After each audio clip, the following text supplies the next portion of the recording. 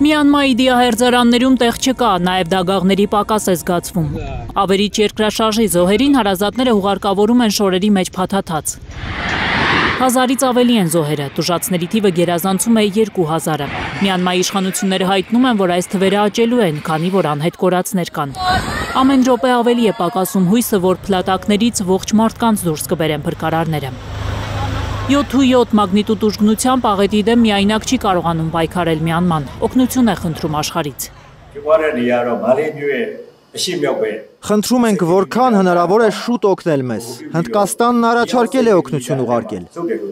Ցանկացած երկիր, ցանկացած կազմակերպություն, ով կարող է գալ օգնել մեզ, խնդրում ենք շտապեք։ Հիվանդանոցներում ազատ մահճակալ չկա, բուժաշխատողները միայնակ չեն կարող պայքարել հիվանդների կյանքի համար։ Շատ մարդիկ երկրաշարժի պահին սրտի կաթված են ստացել, ավերիչ ուրբաթը տեսածները դեռ ուշքի չեն գալիս։ И начала из-под ног уходить земля. Հողը ոտքերից տակից փախչում էր, քանի որ ես Ալմատիում երկրաշարժ զգացել էի, մի անգամից հասկացա, որ երկրաշարժ է, իսկապես վախենում էի։ Թվում էր հողը ոտքերից տակից փախչում է, թվում էր մի փոս է առաջանալու, ընկնելու եմ մեջը։